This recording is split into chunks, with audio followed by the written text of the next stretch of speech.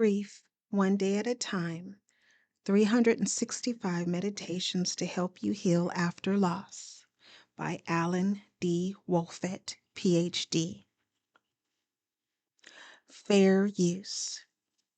June 3rd. Let everything happen to you, beauty and terror. Just keep going. No feeling is final. By Rainier Maria Rilke.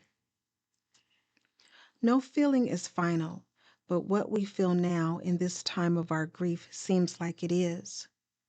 Our sadness, despair, and other dark emotions threaten to go on and on and on. We fear the unrelenting pain will never end. Yet the pain will soften. If we mourn honestly and fully, over time our hurt will ease. It will never disappear completely, but instead become a thread in the fabric of our loving, meaningful, continued living. Oh, and Rilke is not completely right. Our love for the person who died is a feeling that is final. That is another truth we can hold on to. The meditation reads, "In the midst of my despair, I will hold on to the faith that the pain I feel now will eventually ease. I will keep going, knowing that the hurt will soften and the love will remain." June 4th. I like nonsense. It wakes up the brain cells. Fantasy is a necessary ingredient in living. It's a way of looking at life through the wrong end of a telescope, and that enables you to laugh at life's realities. By Dr. Seuss. Isn't life absurd? Things happen all the time, big things that simply make no sense. The story of our special person's death might be one of those things. Our brains are wired to look for patterns and make sense of things. That's why we're often uncomfortable about things that can't be logically explained. We can do what Dr. Seuss did, though. We can pick up our telescopes and look through the wrong end. We can learn to laugh at much of life's nonsense, or at least not let it drag us under. Wouldn't it do all of us good to work to be a little more like Dr. Seuss? The meditation reads, "Nonsense can be fun and good for me. I'll try to remember that." June 5th. The great thing about new friends is that they bring new energy to your soul. Shanna Rodriguez. Meeting new people when we're grieving is one way to give our grief momentum. It's the newness itself that provides the opportunity. The freshness of the encounter stimulates our minds, hearts, and souls. This new energy forces us to think, communicate, and often tell our stories. Plus, we never know what new people will bring into our lives. Sometimes it's the very thing we need to get unstuck or ease today's pain. Support groups, clubs, spiritual groups, community volunteering, travel, even saying hello to those we bump into in our communities.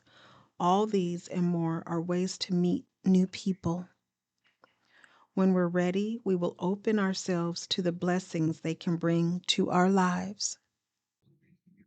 Meditation reads, "Meeting new people can give my grief momentum."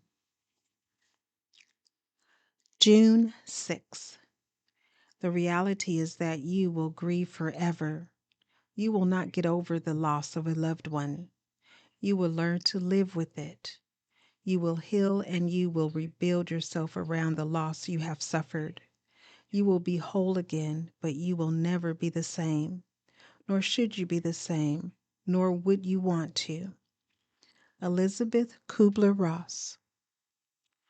Whenever we enter into a relationship with another human being, we are changed.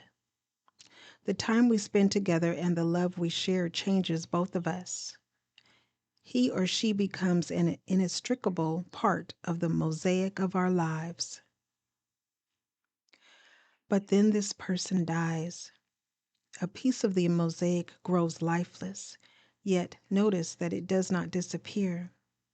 Though it is different now, it is still cemented into place. It will always remain part of who we are. Thank goodness. If our love died at the moment our special people died, what an empty existence this would be. The meditation reads, I will try to find gratitude for my grief because it means I still love. I will continue building the mosaic of my life even as I recognize that loss and grief are inextricable parts of the mosaic. June 7. All forgiveness is a gift to yourself. Marianne Williamson. The person who died might have done things that hurt us. Since the death, other people might have offended us or acted badly. We might even be mad at ourselves. Forgiveness in grief is a tricky thing. I'm not one of those people who thinks you must forgive. Some human transgressions are simply unforgivable in my book. In those cases, it's okay not to forgive. Forgiveness is not a requirement for healing. But, and this is one of those big buts, for many mourners, forgiveness is an important milestone to their journeys through grief. When they are finally able to forgive, they feel relieved of a heavy burden. As Marianne Williamson suggests, they realize that in forgiving, they have given themselves a gift. If we harbor anger and resentment, let's try on forgiveness and see how it feels. If and when it feels right, we will likely find that it gives our grief a welcome burst of forward momentum. The meditation reads, I can choose to give myself the gift of forgiveness anytime I feel the urge. June 8. God offers us a yearly necklace of 12 pearls. Most men choose the fairest label at June and cast the rest away. Thomas Wentworth Higginson. June is often the fairest month here in Colorado. The days are warm, the skies are blue, the flowers are lush, and the nights are still a bit crisp. The days of June are also long, giving us 16 or so hours of golden sunlight each day. Depending on where we are in our grief journeys, we might not be in a position to admire June. Or we may be emerging just enough from our darkness to appreciate her beauty. I have spent many Junes in wonder, but at least several in despair. Regardless, I know that June is outside waiting for me, always ready to extend me her hope and healing. And I trust that even when I am in no position to commune with her, she will return next year, unoffended by my temporary absence, and without fail unfurling anew her splendor.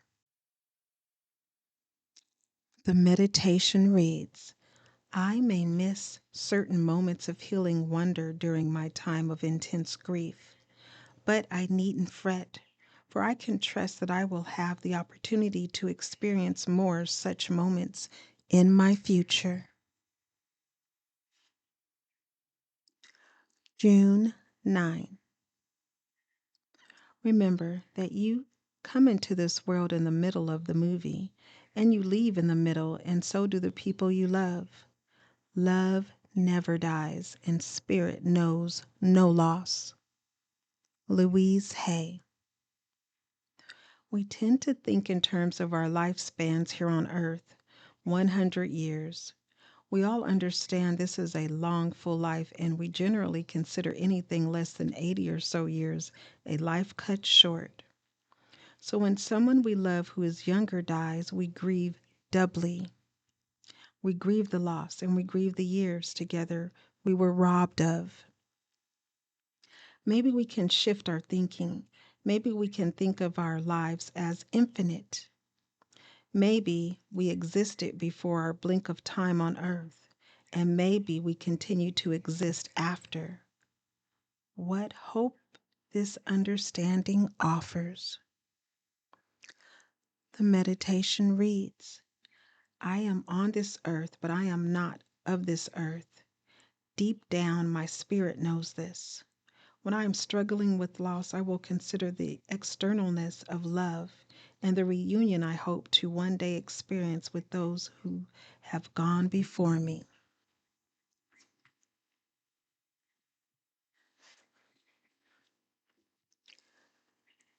This is DHB, which stands for Devotion, Health, and Beauty Recovery Network.